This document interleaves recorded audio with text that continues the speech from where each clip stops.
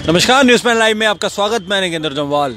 आप देख सकते हैं कि मेरे पीछे ये एम्प्लॉयज़ हैं, दरबार मूव एम्प्लॉयज़ फेडरेशन के कुछ मेंबर्स हैं, यहाँ पे आए हुए हैं। इनका कहना है कि ये लोग नॉन सेक्रेटरेट एम्प्लॉयज़ फेडरेशन से हैं। इसका मतलब ये है कि तो ये मूव सेक्रेटरेट के साथ ही होते हैं, लेकिन ये अलग अलग डिपार्टमेंट्स में है। इनकी एक मुख्य डिमांड है वो ये कि जो एम्प्लॉयज़ सेक्रेटरेट के अंदर हैं उनका एक फेडरेशन बनी हुई है, उनका जो प्रेसिडेंट है जो वो फैसला लेता है वही फैसला इन पे भी थोप दिया जाता है। लेकिन इनका कहने का मतलब ये है कि इनका भी एक रिप्रेजेंटेटिव कोई भी मीटिंग हो उसमें होना चाहिए। आइए बात करते हैं इनसे और जानकारी लेते हैं और क्या बोलना चाहते हैं। जी, आपका नाम?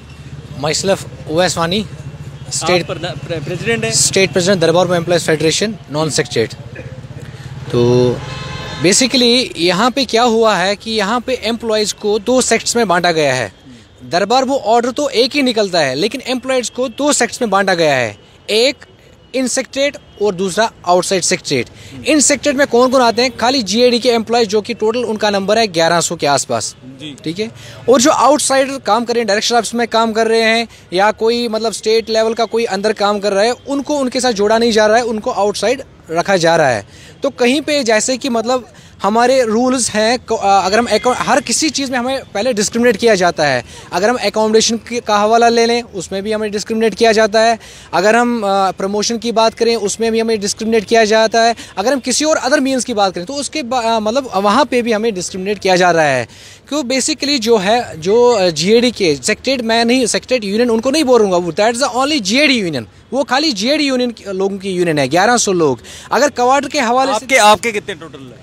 हमारे लगभग एट अबाउट 5000 to 6000 एम्प्लॉयज जो हमारी मूव हो रहे हैं जी। तो जो कि हाँ, जीएडी के टोटल 1100 एम्प्लॉयज हैं जो मूव हो रहे हैं। जीएडी के 1100 एम्प्लॉयज हैं और उनकी हुकूमत चल रही है, आप लोगों की नहीं? बिल्कुल, हमारा यानी यहाँ तक कि जब भी कोई मीटिंग डायरेक्टर साहब या गवर्नर साहब या कोई एस्टेट्स की कोई भी मीटिंग होती है तो हमें तो पूछा ही नहीं जाता है। वहाँ पे खाली बस वही जीएडी के दो यूनियन जो काम कर रही है, जो मैंने स्टार्ट में कहा, जो फैसला वो लेते हैं आप लोगों पे थोप देते हैं। जैसे कि हमारे क्वार्टर अलॉटमेंट है, हमारा एज पर रूल है 60:40। जो आप क्या चाहते हैं? जो रूल बनाया था शायद 2003 में वो रूल बना हुआ था, उसमें लिखा गया था कि 60:40, यानी कि 40% एस्टेट का अगर क्वार्टर्स होंगे वो 40% हमें दिया जाएगा। लेकिन अफसोस वो 40% भी हमें नहीं दिया जा रहा है। और हाँ, फर्स्ट ऑफ ऑल हम रिक्वेस्ट करते हैं डायरेक्टर साहब से, ऑनरेबल गवर्नर साहब से, ऑनरेबल चीफ सेक्रेटरी साहब से कि इसमें आप पर्सनली इंटरफेयर करें।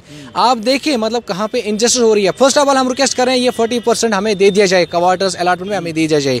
सेकंड रिक्वेस्ट है, there is a need of amendments, क्योंकि 2003 में हमारे बहुत सारे जो डायरेक्टर ऑफिसर्स थे जो आज बाहर काम कर रहे हैं, वो एक टाइम था वो अंदर काम कर रहे थे, इसलिए इनका 60% उस टाइम था। लेकिन आज उसके बाद 2003 में जैसे हम एग्जाम लेंगे साइंस एंड टेक्नोलॉजी, वो उस टाइम अंदर काम कर रहा था लेकिन आज बाहर काम कर रहा है। वो तो आज बाहर काम कर रहे हैं लेकिन उनका जो रेशो था वो अंदर रह गया, वो आपने बाहर नहीं लाया। तो इसमें नीड ऑफ द अमेंडमेंट या जरूरत है। 60:40 के बजाय आप एज पर नंबर, जो अगर हमारे 5000 एम्प्लॉयज है उनका 1100 है, एज पर नंबर आप रेशो बना दीजिए क्वार्टर के अलॉटमेंट के हवाले से। और दूसरी बात, अगर हम डिस्क्रिमिनेशन की बात करें, जैसे कि रिसेंटली मैं एग्जांपल लूंगा, मैं रिक्वेस्ट करूंगा जे&के के बैंक चेयरमैन साहब से, उन्होंने भी हमें डिस्क्रिमिनेट किया। परवेज साहब से उन्होंने भी हमें डिस्क्रिमिनेट किया। डिस्क्रिमिनेट किस बात पे किया कि इंटरेस्ट के हवाले से उन्होंने एक मेमोरेंडम एक साइन किया स्टेट गवर्नमेंट के साथ, जिसमें 0.70 points benefit in secretariat GAD वालों को दिया गया, इंटरेस्ट में उनको डिस्काउंट मिलेगा। लेकिन जो बाकी 4.5 लाख मुलाजिम काम कर रहे हैं इस स्टेट गवर्नमेंट के अंदर, तो उनको 0.50 पॉइंट्स रखे। मैं कहता हूँ चेयरमैन साहब से, जे&के में चेयरमैन साहब से, जनाब इनमें कौन सा फर्क है? हर कोई तो पब्लिक सर्वेंट है, चाहे हो सकता है उनको पता ना हो, हाँ, चाहे वो ऑफिसर है चाहे वो हायर लेवल का है। जनाब हर किसी की सैलरी तो आपके ही बैंक में जाती है जनाब, हर कोई तो आपका वही क्लाइंट है। अगर मेरी सैलरी वहीं जाती है, उस भाई की भी सैलरी वहाँ जाती है, तो इसमें कौन सी डिस्क्रिमिनेशन है?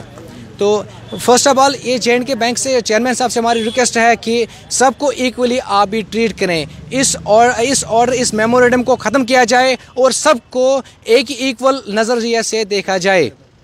सेकंड थिंग इज़ दैट कि हमारा जो अगर हम प्रमोशन की बात करेंगे, जैसे कि हमारे पास हमारा जो रिक्रूटमेंट होती है, मतलब जो हमारा डिपार्टमेंट से कोई नया रिक्रूटमेंट होता है क्लास 4th, या अगर हम वहाँ से जीएडी से कोई रिक्रूटमेंट होता है क्लास 4th, या वहाँ का क्लास फोर्स, जेडीसी जो रिक्रूट क्लास फोर्स होता है, वो गैसेट पोस्ट में चला जाता है at the time of retirement, यानी कि अंडर सेक्रेटरी तक वो जाता है। जबकि हमारा क्लास फोर्थ या यहाँ तक कि अगर सर्विस सिलेक्शन बोर्ड से कोई जूनियर स्टूडेंट आता है या सीनियर कैडर में कोई आता है, तो वो वहाँ का क्लास फोर्थ लगता है, क्लास फोर्थ रिटायर होता है, तो जूनियर स्टूडेंट लगता है, जूनियर स्टूडेंट रिटायर होता है। कहीं लिखा हुआ है कागज में कि आपने ऐसे ही रहना है? तो ये तो कहीं लिखा नहीं है, लेकिन वहाँ का क्लास फोर्थ गैजेट में जाता है। कारण इसका फर्स्ट रीजन हमने देखा, मतलब जो लो लेवल पे हमने सर्च किया, अभी हम सर्च कर रहे हैं इस पे, देख रहे हैं क्या बात है, क्या मसला है। कारण एक चीज है, पहले हमने एक पॉइंट यहाँ बोलना है, 1100 लोगों के लिए 172 अंडर सेक्रेटरी पोस्ट है। एसओ से अगर अंडर सेक्रेटरी जाना है 172 पोस्ट है, जबकि इस स्टेट में 30,000 क्लर्क्स, जेएंड के स्टेट गवर्नमेंट के अंदर 30,000 क्लर्क्स काम कर रहे हैं।